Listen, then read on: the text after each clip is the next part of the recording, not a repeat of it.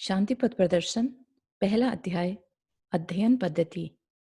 चिदानंदैक रूपाय शिवाय परमात्मने परमलोक प्रकाशाय नित्यम शुद्धात्मने नमः। नित्य शुद्ध उस परमात्म तत्व को नमस्कार हो जो परम लोक का प्रकाशक है, कल्याण स्वरूप है और एकमात्र चिदानंद ही जिसका लक्षण है। स्वदोष शांतया विहितात्म शांति शांतिर्विधाता शरणं गतानां भूयाद भव क्लेश भयोपशांत्यै शांतिर्जिनों में भगवान शरण्य। जिन्होंने अपने दोषों को अर्थात अज्ञान तथा काम क्रोध आदि को शांत करके अपनी आत्मा में शांति स्थापित की है और जो शरणागतों के लिए शांति के विधाता हैं, वे शांतिनाथ भगवान मेरे लिए शरणभूत हों। कार्य की प्रयोजकता।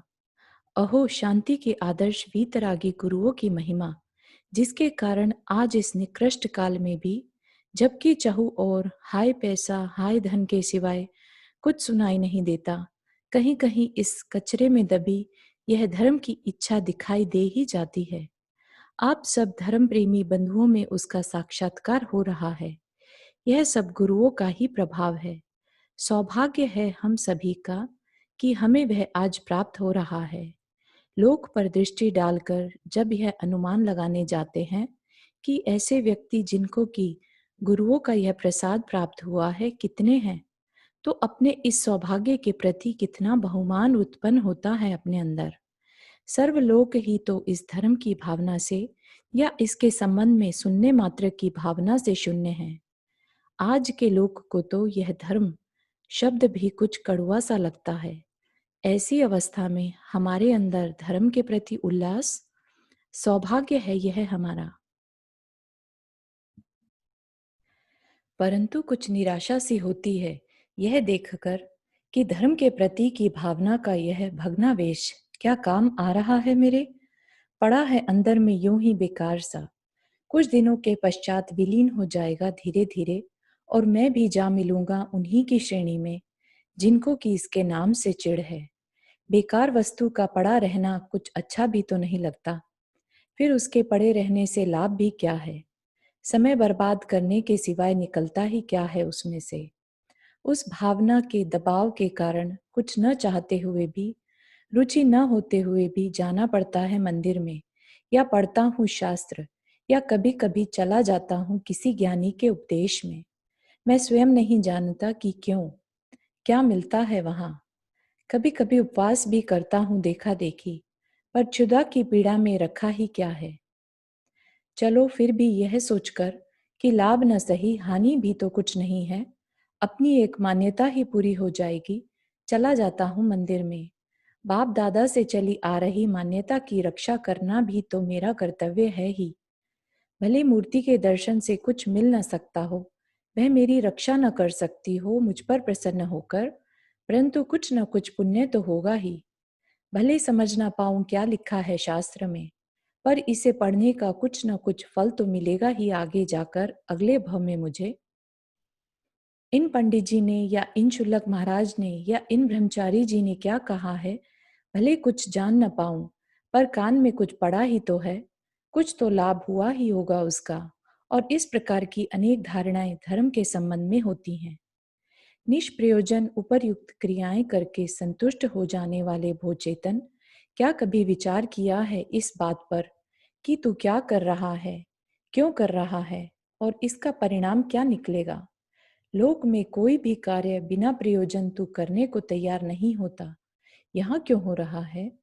अनेक जाति के व्यापार हैं लोक में, अनेक जाति के उद्योग धंधे हैं लोक में, परंतु क्या तू सबकी ओर ध्यान देता है कभी। उसी के प्रति तो ध्यान देता है कि जिससे तेरा प्रयोजन है। अन्य धंधों में भले अधिक लाभ हो, पर वह तेरे किस काम का। किसी भी कार्य को निष्प्रयोजन करने में अपने पुरुषार्थ को खोना मूर्खता है। आश्चर्य है कि इतना होते हुए भी उस भावना के इस भग्नावेश को कहा जा रहा है तेरा सौभाग्य।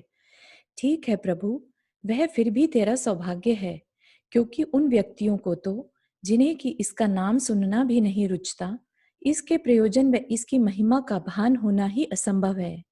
इसको अपनाकर लाभ उठाने का तो प्रश्न ही क्या। परंतु इस तुच्छ मात्र निष्प्रयोजन भाव के कारण तुझे वह अवसर मिलने का तो अवकाश है ही कि जिसे पाकर तू समझ सकेगा इसके प्रयोजन को व इसकी महिमा को। और यदि कदाचित समझ गया तो कृतकृत्य हो जाएगा तू, स्वयं प्रभु बन जाएगा तू। क्या यह कोई छोटी बात है? महान है यह, क्योंकि तुझे अवसर प्राप्त हो जाते हैं कभी कभी ज्ञानी जनों के संपर्क में आने के, जो बराबर प्रयत्न करते रहते हैं तुझे यह समझाने का कि धर्म का प्रयोजन क्या है और इसकी महिमा कैसी अद्भुत है। यह अवसर उनको तो प्राप्त ही नहीं होता, समझेंगे क्या बेचारे। अनेक बार आज तक तुझे ऐसे अवसर प्राप्त हो चुके हैं पूर्व भवों में, और प्राप्त हो रहे हैं आज। बस यही तो तेरा सौभाग्य है, इससे अधिक कुछ नहीं। अनेक बार सुना है मैंने धर्म का स्वरूप, वह उसका प्रयोजन, वह उसकी महिमा, परंतु सुनकर भी क्या समझ पाया हूं कुछ। अतः यह सौभाग्य भी हुआ ना हुआ बराबर ही हुआ, ऐसा ना विचार, क्योंकि अब तक भले न समझ पाया हो, अब की बार अवश्य समझ जाएगा, ऐसा निश्चय है। विश्वास कर, आज वही सौभाग्य जागृत हो गया है जो पहले सुप्त था। अध्ययन के विघ्न। न समझने के कारण कई हैं, वे सब कारण टल जाएं तो क्यों न समझेगा। पहला कारण है तेरा अपना प्रमाद, जिसके कारण कि तू स्वयं करता हुआ भी अंदर में उसे कुछ फोकट की व बेकार की वस्तु समझे हुए है, जिसके कारण कि तू इसके समझने में उपयोग नहीं लगाता, केवल कानों में शब्द पढ़ने मात्र को सुनना समझता है, वचनों के द्वारा बोलने मात्र को पढ़ना समझता है, और आंख के द्वारा देखने मात्र को दर्शन समझता है। दूसरा कारण है वक्ता की अप्रामाणिकता। तीसरा कारण है विवेचन की अक्रमिकता। चौथा कारण है विवेचन क्रम का लंबा विस्तार, जो कि एक दो दिन में नहीं बल्कि महीनों तक बराबर कहते रहने पर ही पूरा होना संभव है। और पांचवा कारण है श्रोता का पक्षपात। पहला कारण तो तू स्वयं ही है, जिसके संबंध में कि ऊपर बता दिया गया है। यदि इस बात को फोकट की न समझकर वास्तव में कुछ हित की समझने लगे, कानों में शब्द पढ़ने मात्र से संतुष्ट न होकर वक्ता के या उपदेष्टा के या शास्त्रों के उल्लेख के अभिप्राय को समझने का प्रयत्न करने लगे, तो धर्म की महिमा अवश्य समझ में आ जावे। शब्द सुने जा सकते हैं पर अभिप्राय नहीं, वह वास्तव में रहस्यात्मक होता है, परोक्ष होने के कारण, और इसीलिए उन वाचक शब्दों का ठीक वाच्य नहीं बन रहा है। क्योंकि किसी भी शब्द को सुनकर उसका अभिप्राय आप तभी तो समझ सकते हैं जबकि उस पदार्थ को जिसकी ओर की वह शब्द संकेत कर रहा है आपने कभी छूकर देखा हो, सूंघ कर देखा हो, आंख से देखा हो अथवा चखकर देखा हो। आज मैं आपके सामने अमेरिका में पैदा होने वाले किसी फल का नाम लेने लगूं तो आप क्या समझेंगे उसके संबंध में? शब्द कानों में पड़ जाएगा और कुछ नहीं। इसी प्रकार धर्म का रहस्य बताने वाले शब्दों को सुनकर क्या समझेंगे आप, जब तक कि पहले उन विषयों को जिनके प्रति कि वे शब्द संकेत कर रहे हैं कभी छूकर, सूंघकर, देखकर व चखकर न जाना हो आपने। इसीलिए उपदेश में कहे जाने वाले अथवा शास्त्र में लिखे शब्द ठीक ठीक अपने अर्थ का प्रतिपादन करने को वास्तव में असमर्थ हैं। वे केवल संकेत कर सकते हैं किसी विशेष दिशा की ओर। यह बता सकते हैं कि अमुक स्थान पर पड़ा है आपका अभिष्ट। यह भी बता सकते हैं कि वह आपके लिए उपयोगी है कि अनुपयोगी, परंतु वह पदार्थ आपको किसी भी प्रकार दिखा नहीं सकते। हाँ, यदि शब्द के उन संकेतों को धारण करके आप स्वयं चलकर उस दिशा में जाएं और उस स्थान पर पहुंचकर स्वयं उसे उपयोगी समझकर चखें, उसका स्वाद लें किसी भी प्रकार से, तो उस शब्द के रहस्यार्थ को पकड़ अवश्य सकते हैं। वक्ता की प्रामाणिकता। धर्म का प्रयोजन व उसकी महिमा क्या है, यह समस्या है। उसको सुलझाने के 5 कारण बतलाए गए थे कल। पहला कारण था इस विषय को फोकट का समझना तथा उसको रुचिपूर्वक न सुनना। उसका कथन हो चुका। अब दूसरे कारण का कथन चलता है। दूसरा कारण है वक्ता की अपनी अप्रामाणिकता। आज तक धर्म की बात कहने वाले अनेक मिले, पर उनमें से अधिकतर वास्तव में ऐसे थे कि जिन बेचारों को स्वयं उसके संबंध में कुछ खबर न थी, और यदि कुछ जानकार भी मिले तो उनमें से अधिकतर ऐसे थे जिन्होंने शब्दों में तो यथार्थ धर्म के संबंध में कुछ पढ़ा था, शब्दों में कुछ जाना भी था, पर स्वयं उसका स्वाद नहीं चखा था। अव्वल तो कदापि ऐसा मिला ही नहीं जिसने कि उसकी महिमा को जाना हो, और यदि सौभाग्यवश मिला भी तो उसकी कथन पद्धति आगम के आधार पर रही, उन शब्दों के द्वारा व्याख्यान करने लगा जिनके रहस्यार्थ को आप जानते न थे, सुनकर समझते तो क्या समझते। ज्ञान की अनेक धाराएं हैं। सर्व धाराओं का ज्ञान किसी एक साधारण व्यक्ति को होना असंभव है। आज लोक में कोई भी व्यक्ति अनधिकृत विषय के संबंध में कुछ बताने को तैयार नहीं होता। यदि किसी सुनार से पूछें कि यह मेरी नब्ज तो देखिए, क्या रोग है और क्या औषध लूं, तो कहेगा कि वैद्य के पास जाइए, मैं वैद्य नहीं हूं इत्यादि। यदि किसी वैद्य के पास जाकर कहूं कि देखिए जो यह जेवर खोटा है कि खरा, खोटा है तो कितना खोट है, तो अवश्य यही कहेगा कि सुनार के पास जाओ, मैं सुनार नहीं हूं इत्यादि। परंतु एक विषय इस लोक में ऐसा भी है जो आज किसी के लिए भी अनधिकृत नहीं, सब ही मानो जानते हैं उसे, और वह है धर्म। घर में बैठा, राह चलता, मोटर में बैठा, दुकान पर काम करता, मंदिर में बैठा या चौपाल में झाड़ू लगाता कोई भी व्यक्ति आज भले कुछ और न जानता हो, पर धर्म के संबंध में अवश्य जानता है वह।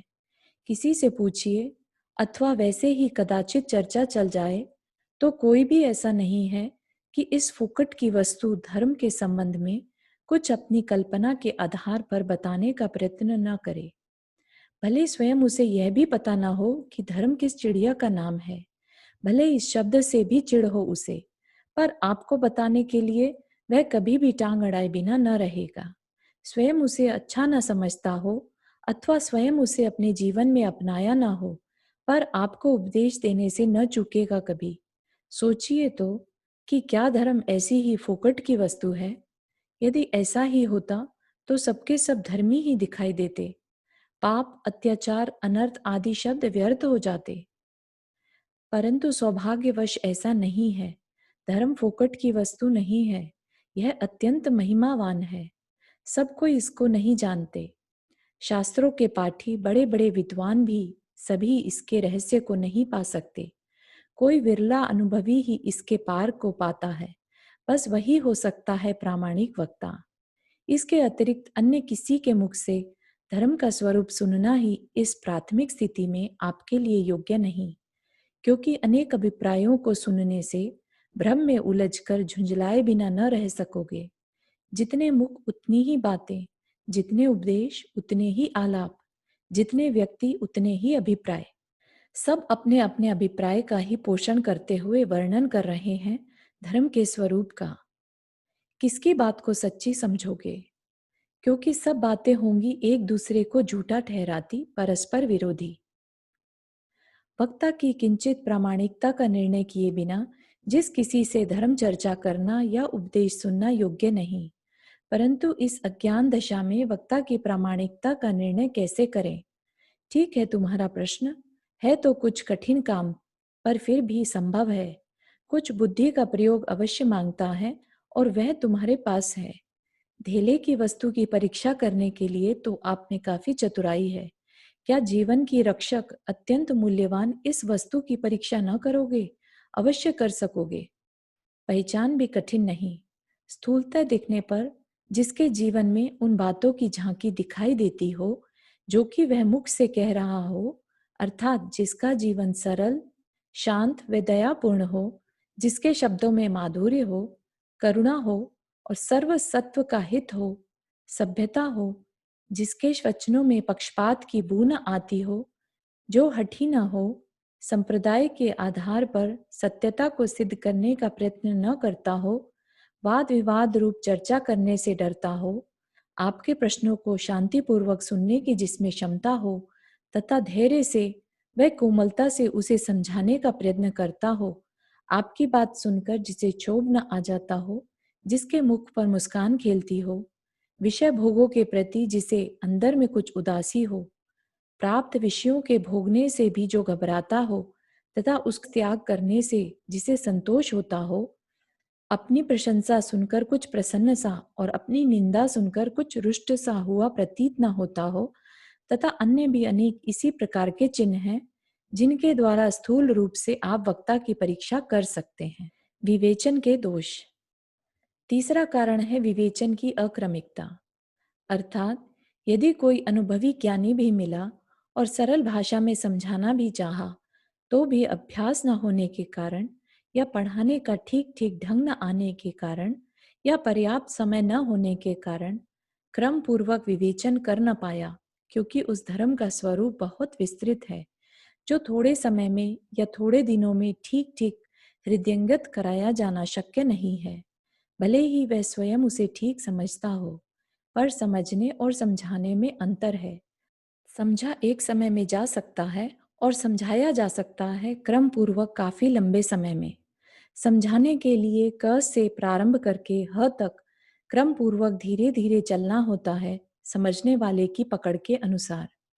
यदि जल्दी करेगा तो उसका प्रयास विफल हो जाएगा, क्योंकि अनभ्यस्त श्रोता बेचारा इतनी जल्दी पकड़ने में समर्थ न हो सकेगा।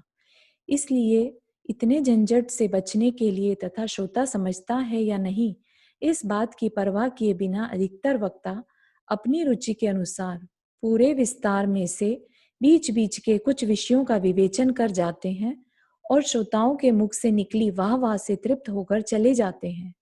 श्रोता के कल्याण की भावना नहीं है उन्हें, है केवल इस वाह वाह की, क्योंकि इस प्रकार सब कुछ सुन लेने पर भी वह तो रह जाता है कोरा का कोरा। उस बेचारे का दोष भी क्या है? कहीं कहीं के टूटे हुए वाक्यों या प्रकरणों से अभिप्राय का ग्रहण हो भी कैसे सकता है? और यदि बुद्धि तीव्र है श्रोता की, तो इस अक्रमिक विवेचन को पकड़ तो लेगा, पर वह खंडित पकड़ उसके किसी काम न आ सकेगी। उल्टा उसमें कुछ पक्षपात उत्पन्न कर देगी उन प्रकरणों का जिन्हें की वह पकड़ पाया है, और वह द्वेषवश काट करने लगेगा उन प्रकरणों की जिन्हें कि वह या तो सुनने नहीं पाया, और यदि सुना भी हो तो पूर्वापर मेल न बैठने के कारण एक दूसरे के सहवर्तीपन को जान नहीं पाया। दोनों को पृथक पृथक अवसरों पर लागू करने लगा और प्रत्येक अवसर पर दूसरे का मेल न बैठने के कारण काट करने लगा उसकी। इस प्रकार कल्याण की बजाय कर बैठा अकल्याण, हित की बजाय कर बैठा अहित, प्रेम की बजाय कर बैठा द्वेष। अथवा यदि सौभाग्यवश कोई अनुभवी वक्ता भी मिला और क्रम पूर्वक विवेचन भी करने लगा, तो श्रोता को बाधा हो गई। अधिक समय तक सुनने की क्षमता न होने के कारण या परिस्थितिवश प्रतिदिन न सुनने के कारण या अपने किसी पक्षपात के कारण किसी श्रोता ने सुन लिया उस संपूर्ण विवेचन का एक भाग और किसी ने सुन लिया दूसरा भाग। फल क्या हुआ? वही जो कि अक्रमिक विवेचन में बताया गया। अंतर केवल इतना ही है कि वहां वक्ता में अक्रमिकता थी और यहाँ है श्रोता में। वहां वक्ता का दोष था और यहाँ है श्रोता का। फल वही निकला, पक्षपात, वाद विवाद तथा अहित।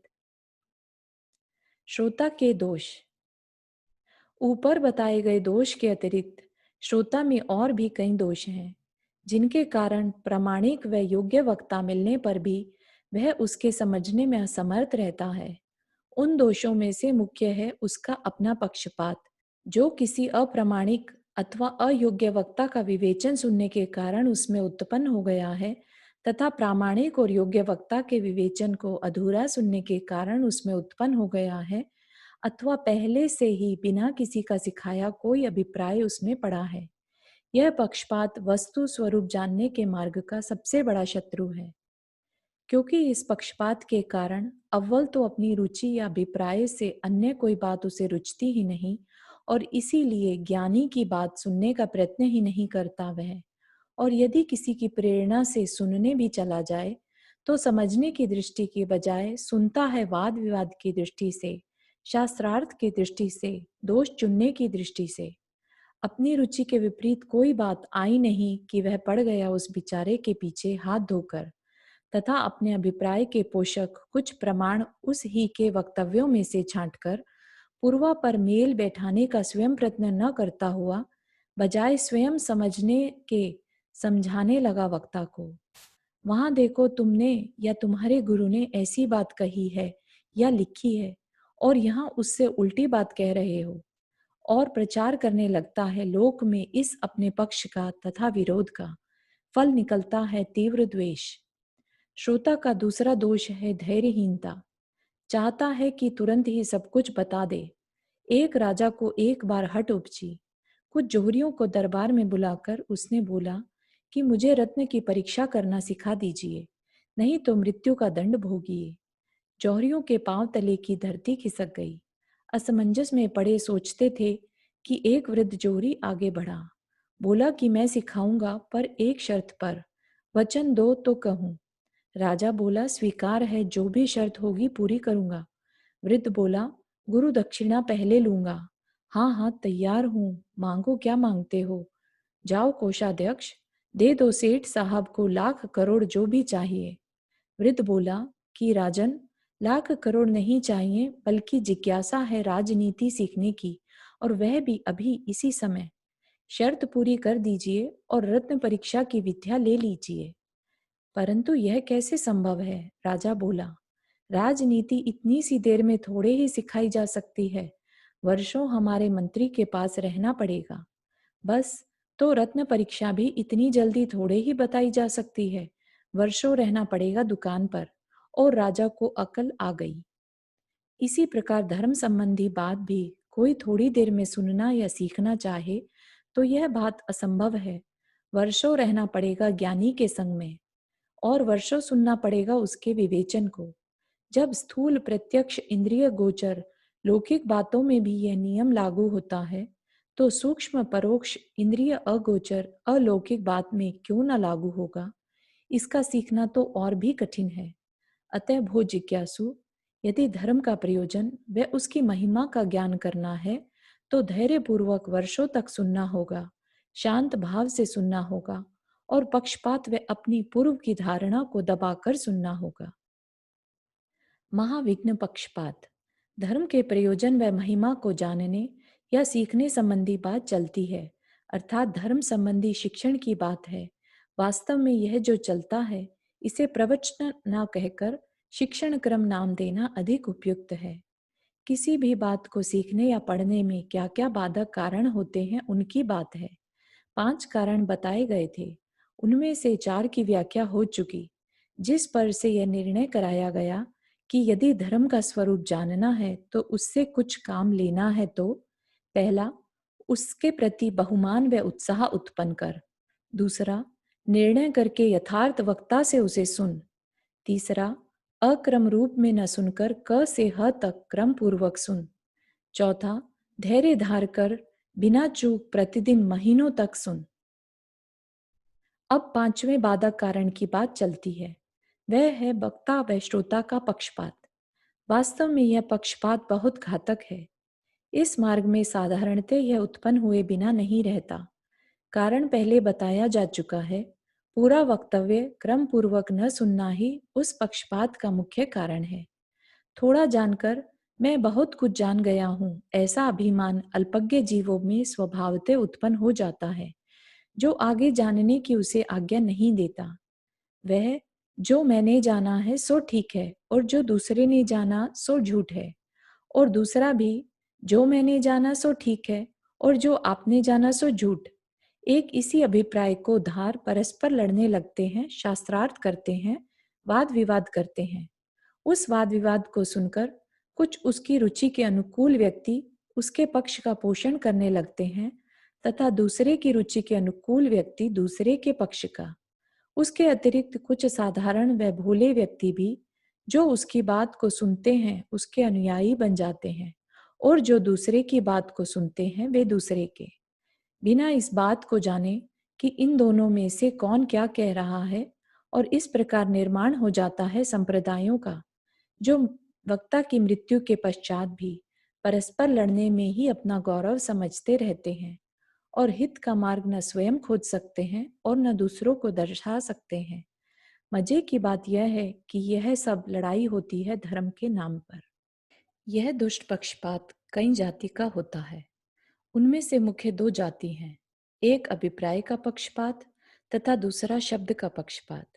अभिप्राय का पक्षपात तो स्वयं वक्ता तथा उसके श्रोता दोनों के लिए घातक है, और शब्द का पक्षपात केवल श्रोताओं के लिए, क्योंकि इस पक्षपात में वक्ता का अपना अभिप्राय तो ठीक रहता है, पर बिना शब्दों में प्रकट हुए श्रोता बेचारा कैसे जान सकेगा उसके अभिप्राय को। अतः वह अभिप्राय में भी पक्षपात धारण करके स्वयं वक्ता के अंदर में पड़े हुए अनुक्त अभिप्राय का भी विरोध करने लगता है। यदि विषय को पूर्ण सुन व समझ लिया जाए तो कोई भी विरोधी अभिप्राय शेष न रह जाने के कारण पक्षपात को अवकाश नहीं मिल सकता।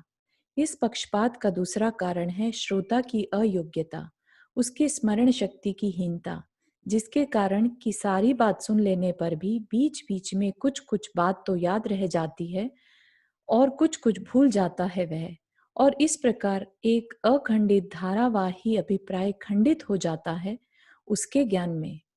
फल वही होता है जो कि अक्रम रूप से सुनने का है।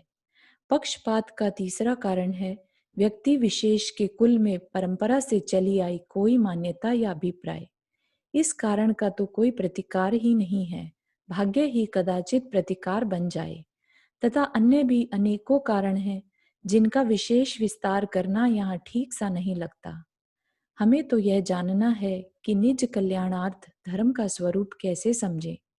धर्म का स्वरूप जानने से पहले इस पक्षपात को तिलांजलि देकर यह निश्चय करना चाहिए कि धर्म संप्रदाय की चार दीवारी से दूर किसी स्वतंत्र दृष्टि में उत्पन्न होता है, स्वतंत्र वातावरण में पलता है, वह स्वतंत्र वातावरण में ही फल देता है। यद्यपि संप्रदायों को आज धर्म के नाम से पुकारा जाता है, परंतु वास्तव में यह भ्रम है, पक्षपात का विषैला फल है। संप्रदाय कोई भी क्यों न हो, धर्म नहीं हो सकता। संप्रदाय पक्षपात को कहते हैं और धर्म स्वतंत्र अभिप्राय को कहते हैं, जिसे कोई भी मनुष्य किसी भी संप्रदाय में उत्पन्न हुआ, छोटा या बड़ा, गरीब या अमीर, यहाँ तक कि त्रियंच भी सब धारण कर सकते हैं, जबकि संप्रदाय इसमें अपनी टांग अड़ाकर किसी को धर्म पालन का अधिकार देता है और किसी को नहीं देता। आज के जैन संप्रदाय का धर्म भी वास्तव में धर्म नहीं है, संप्रदाय है, एक पक्षपात है। इसके अधीन क्रियाओं में ही कूप मंडूक बनकर बरतने में कोई हित नजर नहीं आता। पहले कभी नहीं सुनी होगी ऐसी बात, और इसलिए कुछ क्षोभ भी संभवतः आ गया हो। धारणा पर ऐसी सीधी व कड़ी चोट कैसे सहन की जा सकती है? यह धर्म तो सर्वोच्च धर्म है ना जगत का। परंतु शोभ की बात नहीं है भाई, शांत हो। तेरा यह शोभ ही तो वह पक्षपात है, सांप्रदायिक पक्षपात, जिसका निषेध कराया जा रहा है। इस शोभ से भी तो परीक्षा हो रही है तेरे अभिप्राय की। शोभ को दबा, आगे चलकर स्वयं समझ जाएगा कि कितना सार था तेरे इस शोभ में। अब जरा विचार कर कि क्या धर्म भी कहीं ऊंचा या नीचा होता है, बड़ा और छोटा होता है, अच्छा या बुरा होता है? धर्म तो धर्म होता है, उसका क्या ऊंचा नीचापना, उसका क्या जैन व अजैनपना, क्या वैदिकपना व मुसलमानपना। धर्म तो धर्म है, जिसने जीवन में उतारा उसे हितकारक ही है, जैसा कि आगे के प्रकरणों में स्पष्ट हो जाएगा। उस हित को जानने के लिए कुछ शांत चित्त होकर सुन, पक्षपात को भूल जा थोड़ी देर के लिए। तेरे शोभ के निवारणार्थ यहाँ इस विषय पर थोड़ा और प्रकाश डाल देना उचित समझता हूँ। किसी मार्ग विशेष पर श्रद्धा न करने का नाम संप्रदाय नहीं है। संप्रदाय तो अंतरंग के किसी विशेष अभिप्राय का नाम है, जिसके कारण कि दूसरे की धारणाओं के प्रति कुछ अदेखा सा भाव प्रकट होने लगता है। इस अभिप्राय को परीक्षा करके पकड़ा जा सकता है, शब्दों में बताया नहीं जा सकता।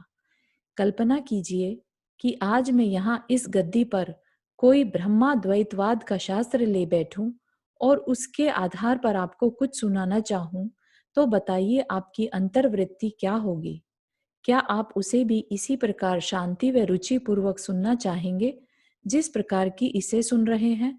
संभवतः नहीं। यदि मुझसे लड़ने न लगे तो या तो यहाँ से उठकर चले जाओगे और या बैठकर चुपचाप चर्चा करने लगोगे, या ऊँघने लगोगे, और या अंदर ही अंदर कुछ कुढ़ने लगोगे। सुनने आए थे जिनवानी और सुनने बैठ गए अन्य मत की कथनी। बस इसी भाव का नाम है सांप्रदायिकता। इस भाव का आधार है गुरु का पक्षपात, अर्थात जिनवानी की बात ठीक है क्योंकि मेरे गुरु ने कही है, और यह बात झूठ है क्योंकि अन्य के गुरु ने कही है। यदि जिनवानी की बात को भी युक्ति व तर्क द्वारा स्वीकार करने का अभ्यास किया होता, तो यहाँ भी उसी का अभ्यास का प्रयोग करते। यदि कुछ बात ठीक बैठ जाती तो स्वीकार कर लेते, नहीं तो नहीं। इसमें शोभ की क्या बात थी? बाजार में जाएं, अनेक दुकानदार आपको अपनी ओर बुलाएं, आप सबकी ही तो सुन लेते हैं। किसी से शोभ करने का तो प्रश्न उत्पन्न ही नहीं होता। किसी से सौदा पटा तो लिया है, नहीं पटा तो आगे चल दिए। इसी प्रकार यहाँ क्यों नहीं होता? बस इस अदेख सके भाव को टालने की बात कही जा रही है। मार्ग के प्रति तेरी जो श्रद्धा है, उसका निषेध नहीं किया जा रहा है। युक्ति व तर्क पूर्वक समझने का अभ्यास हो तो सब बातों में से तथ्य निकाला जा सकता है, भूल भी कदापि नहीं हो सकती। यदि श्रद्धान सच्चा है तो उसमें बाधा भी नहीं आ सकती। सुनने से डर क्यों लगता है? परंतु क्योंकि मेरे गुरु ने कहा है इसलिए सत्य है। तेरे अपने कल्याणार्थ इस बुद्धि का निषेध किया जा रहा है। विज्ञानिकों का यह मार्ग नहीं है। वे अपने गुरु की बात को भी बिना युक्ति के स्वीकार नहीं करते। यदि अनुसंधान या अनुभव में कोई अंतर पड़ता प्रतीत होता है तो युक्ति द्वारा ग्रहण की हुई को भी नहीं मानते हैं। बस तत्व की यथार्थता को पकड़ना है तो इसी प्रकार करना होगा। गुरु के पक्षपात से सत्य का निर्णय ही न हो सकेगा, अनुभव तो दूर की बात है। अपनी दही को मीठा बताने का नाम सच्ची श्रद्धा नहीं है। वास्तव में मीठी हो तथा उसके मिठास को चखा हो, तब उसे मीठी कहना सच्ची श्रद्धा है। देख, एक दृष्टांत देता हूं। एक जोहरी था, उसकी आयु पूर्ण हो गई। पुत्र था तो पर निखट्टू। पिताजी की मृत्यु के पश्चात अलमारी खोली और कुछ जेवर निकालकर ले गया अपने चाचा के पास। चाचा जी, इन्हें बिकवा दीजिए। चाचा भी जोहरी था, सब कुछ समझ गया। कहने लगा, बेटा आज ना बेचो इन्हें, बाजार में ग्राहक नहीं है, बहुत कम दाम उठेंगे। जाओ, जहां से लाए हो वहीं रखाओ इन्हें, और मेरी दुकान पर आकर बैठ जाओ। घर का खर्चा दुकान से उठा लिया करो। वैसा ही किया और कुछ महीनों के पश्चात पूरा जोहरी बन गया वह। अब चाचा ने कहा कि बेटा जाओ, आज ले आओ वे जेवर, आज ग्राहक हैं बाजार में। बेटा तुरंत गया, अलमारी खोली और जेवर के डिब्बे उठाने लगा। पर हैं, यह क्या? एक डब्बा उठाया, रख दिया वापिस। दूसरा उठाया, रख दिया वापिस। और इसी तरह तीसरा, चौथा, आदि सब डब्बे ज्यों के त्यों अलमारी में रख दिए। अलमारी बंद की और चला आया खाली हाथ दुकान पर। निराशा में गर्दन लटकाए विकल्प सागर में डूबा वह युवक। जेवर नहीं लाए बेटा? चाचा ने प्रश्न किया, और एक धीमी सी लज्जित सी आवाज निकली युवक के कंठ से, क्षमा करो चाचा, भूला था, भ्रम था। वह सब तो कांच है, मैं हीरे समझ बैठा था उन्हें अज्ञानवश। आज आपसे ज्ञान पाकर आंखें खुल गई हैं मेरी।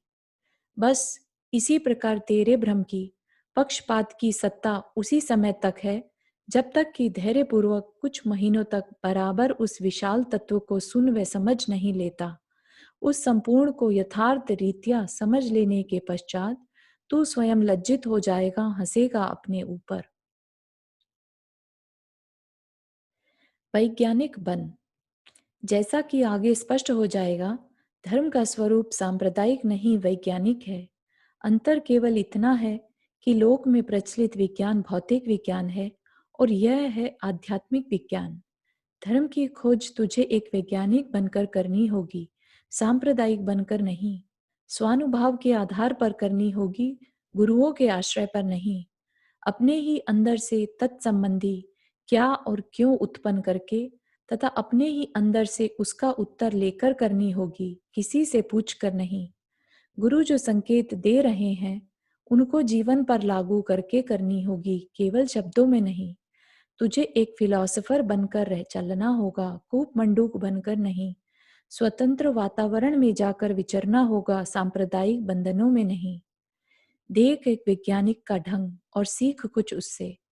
अपने पूर्व के अनेकों वैज्ञानिकों व फिलोसोफरों द्वारा स्वीकार किए गए सर्वहित सिद्धांतों को स्वीकार करके उसका प्रयोग करता है वह अपनी प्रयोगशाला में और एक आविष्कार निकाल देता है। कुछ अपने अनुभव भी इस सिद्धांत के रूप में लिख जाता है पीछे आने वाले वैज्ञानिकों के लिए, और वे पीछे वाले भी इसी प्रकार करते हैं। सिद्धांत में बराबर वृद्धि होती चली जा रही है, परंतु कोई भी अपने से पूर्व सिद्धांत को झूठा मानकर उसको मैं नहीं पढ़ूंगा ऐसा अभिप्राय नहीं बनाता। सब ही पीछे पीछे वाले अपने से पूर्व पूर्व वालों के सिद्धांतों का आश्रय लेकर चलते हैं। उन पूर्व में किए गए अनुसंधानों को पुनः नहीं दोहराते। इसी प्रकार तुझे भी अपने पूर्व में हुए प्रत्येक ज्ञानी के, चाहे वह किसी नाम व संप्रदाय का क्यों ना हो, अनुभव और सिद्धांतों से कुछ न कुछ सीखना चाहिए, कुछ न कुछ शिक्षा लेनी चाहिए। बाहर से ही केवल इस आधार पर कि तेरे गुरु ने तुझे अमुक बात अमुक ही शब्दों में नहीं बताई है, उनके सिद्धांतों को झूठा मानकर उनसे लाभ लेने की बजाय उनसे द्वेष करना योग्य नहीं है। वैज्ञानिकों का यह कार्य नहीं है। जिस प्रकार प्रत्येक वैज्ञानिक जो जो सिद्धांत बनाता है उसका आधार कोई कपोल कल्पना मात्र नहीं होता, बल्कि होता है उसका अपना अनुभव जो वह अपनी प्रयोगशाला में प्रयोग विशेष के द्वारा प्राप्त करता है। पहले स्वयं प्रयोग करके उसका अनुभव करता है और फिर दूसरों के लिए लिख जाता है अपने अनुभव को। कोई चाहे तो उससे लाभ उठा ले, न चाहे तो न उठाए, परंतु वह सिद्धांत स्वयं एक सत्य ही रहता है, एक ध्रुव सत्य। इसी प्रकार अनेक ज्ञानियों ने अपने जीवन की प्रयोगशालाओं में प्रयोग किए उस धर्म संबंधी अभिप्राय की पूर्ति के मार्ग में। कुछ उसे पूर्ण कर पाए और कुछ न कर पाए, बीच में ही मृत्यु की गोद में जाना पड़ा। परंतु जो कुछ भी उन सब ने अनुभव किया या जो जो प्रक्रियाएं उन्होंने उन उन प्रयोगों में स्वयं अपनाई, वे लिख गए हमारे हित के लिए कि हम भी उनमें से कुछ तथ्य समझकर अपने प्रयोग में कुछ सहायता ले सकें। सहायता लेना चाहे तो लें और न लेना चाहे तो न लें, परंतु वे सिद्धांत सत्य हैं, परम सत्य। इस मार्ग में इतनी कभी दुर्भाग्यवश अवश्य रहती है जो कि वैज्ञानिक मार्ग में देखने में नहीं आती, और वह यह है कि यहाँ कुछ स्वार्थी अनुभव विहीन ज्ञानाभिमानी जन विकृत कर देते हैं उन सिद्धांतों को, पीछे से कुछ अपनी धारणाएं उसमें मिश्रण करके। और वैज्ञानिक मार्ग में ऐसा होने नहीं पाता, पर फिर भी वे विकृतियां दूर की जा सकती हैं कुछ अपनी बुद्धि से, अपने अनुभव के आधार पर। भो जिज्ञासु, तनिक विचार तो सही कि कितना बड़ा सौभाग्य है तेरा कि उन उन ज्ञानियों ने जो बड़े बड़े बलिदानों के पश्चात बड़े परिश्रम से जानी, बिना किसी मूल्य के दे गए तुझे वे बातें, अर्थात बड़े परिश्रम से बनाया हुआ अपना भोजन परोस गए तुझे। और आज भूखा होते हुए भी तथा उनके द्वारा परोसा यह भोजन सामने रखा होते हुए भी तू खा नहीं रहा है इसे, कुछ संशय के कारण या सांप्रदायिक विद्वेष के कारण, जिसका आधार है केवल पक्षपात। तुझसा मूर्ख कौन होगा, तुझसा अभागा कौन होगा। वो जिज्ञासु, अब इस विष को उगल दे और सुन कुछ नई बात जो आज तक संभवतः नहीं सुनी है, और सुनी भी हो तो समझी नहीं है। सर्व दर्शनकारों के अनुभव का सार और स्वयं मेरे अनुभव का सार, जिसमें न कहीं है किसी का खंडन और न है किस निज की बात का पक्ष, वैसा वैसा स्वयं अपने जीवन में उतार कर उसकी परीक्षा कर, बताए अनुसार ही फल हो तो ग्रहण कर ले और वैसा फल न हो तो छोड़ दे। पर वाद विवाद किसके लिए और क्यों। बाजार का सौदा है, मर्जी में आए ले, मर्जी में आए न ले। यह एक निस्वार्थ भावना है, तेरे कल्याण की भावना और कुछ नहीं। कुछ लेना देना नहीं है तुझसे, तेरे अपने कल्याण की बात है। निज हित के लिए एक बार सुन तो सही, तुझे अच्छी लगे बिना न रहेगी। क्यों अच्छी न लगे, तेरी अपनी बात है। घर बैठे बिना परिश्रम के मिल रही है तुझे, इससे बड़ा सौभाग्य और क्या हो सकता है। निज हित के लिए अपक्षपात की दाह में इसकी अवहेलना मत कर। पक्षपात निरसन। परंतु पक्षपात को छोड़कर सुनना, नहीं तो पक्षपात का ही स्वाद आता रहेगा, इस बात का स्वाद न चख सकेगा। देख, एक दृष्टांत देता हूं। एक चींटी थी, नमक की खान में रहती थी। कोई उसकी एक सहेली उससे मिलने आई। बोली, बहन तू कैसे रहती है यहाँ, इस नमक के खारे स्वाद में? चल मेरे स्थान पर चल, वहां बहुत अच्छा स्वाद मिलेगा तुझे। तू बड़ी प्रसन्न होकर वहां रहेगी। कहने सुनने से चली आई वह उसके साथ उसके स्थान पर हलवाई की दुकान में। परंतु मिठाई पर घूमते हुए भी उसकी विशेष प्रसन्नता न हुई। उसकी सहेली ताड़ गई उसके हृदय की बात और पूछ बैठी उससे, क्यों बहन, आया कुछ स्वाद? नहीं, कुछ विशेष स्वाद नहीं, वैसा ही सा लगता है मुझे तो, जैसा वहां नमक पर घूमते हुए लगता था। सोच में पड़ गई उसकी सहेली, यह कैसे संभव है? मीठे में नमक का ही स्वाद कैसे आ सकता है? कुछ गड़बड़ अवश्य है। झुक कर देखा उसके मुख की ओर। परंतु बहन, ये तेरे मुख में क्या है? कुछ नहीं। चलते समय सोचा कि वहां यह पकवान मिले कि नहीं मिले, थोड़ा साथ ले चलूं। और मुख में धर लाई छोटी सी नमक की डली। वही है यह। अरे, तो यहाँ का स्वाद कैसे आवे तुझे? मुंह में रखी है नमक की डली, मीठे का स्वाद कैसे आएगा? निकाल इसे। डरती हुई ने कुछ कुछ झिझक व आशंका के साथ निकाला उसे। एक और रख दिया, इसलिए कि थोड़ी देर पश्चात पुनः उठा लेना होगा इसे। अब तो सहेली कहती है, खैर निकाल दो इसके कहने से। और उसके निकलते ही पहुंच गई दूसरे लोक में वह। उठा ले बहन अब इस अपनी डली को, सहेली बोली। लज्जित हो गई वह यह सुनकर, क्योंकि अब उसे कोई आकर्षण नहीं था उस नमक की डली में। बस, तुम भी जब तक पक्षपात की यह डली मुख में रखे बैठे हो, नहीं चख सकोगे इस मधुर आध्यात्मिक स्वाद को। आता रहेगा केवल द्वेष का कड़वा स्वाद। एक बार मुंह में से निकाल कर चखो इसे, भले फिर उठा लेना इसी अपने पहली खोज को। परंतु इसका विश्वास दिलाता हूं कि एक बार के ही इस नई बात के आस्वाद से तुम भूल जाओगे उसके स्वाद को, लज्जित हो जाओगे उस भूल पर। उसी समय पता चलेगा कि यह डली स्वादिष्ट थी कि कड़वी। दूसरा स्वाद चखे बिना कैसे जान पाओगे इसके स्वाद को? अतः कोई भी नई बात जानने के लिए प्रारंभ में ही पक्षपात का विष अवश्य उगलने योग्य है।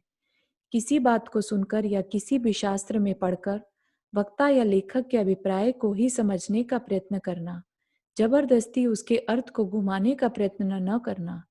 वक्ता या लेखक के अभिप्राय का गला घोंटकर अपनी मान्यता व पक्ष के अनुकूल बनाने का प्रयत्न न करना।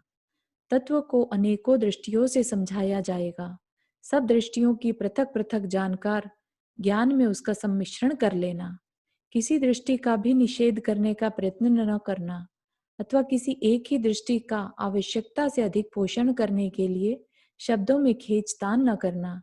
ऐसा करने से भी अन्य दृष्टियों का निषेध ही हो जाएगा, तथा अन्य भी अनेकों बातें हैं जो पक्षपात के अधीन पड़ी हैं, उन सबको उगल डालना, समन्वयात्मक दृष्टि बनाना, साम्यता धारण करना। इसी में निहित है तुम्हारा हित, और तभी समझाया या समझा जा सकता है तत्व। उपरोक्त इन सर्व पांचों कारणों का अभाव हो जाए तो ऐसा नहीं हो सकता कि तुम धर्म के उस प्रयोजन को व उसकी महिमा को ठीक ठीक जान न पाओ, और जानकर उससे इस जीवन में कुछ नवीन परिवर्तन लाकर किंचित इसके मिष्ट फल की प्राप्ति न कर लो, और अपनी प्रथम की ही निष्प्रयोजन धार्मिक क्रियाओं के रहस्य को समझकर उन्हें सार्थक न बना लो।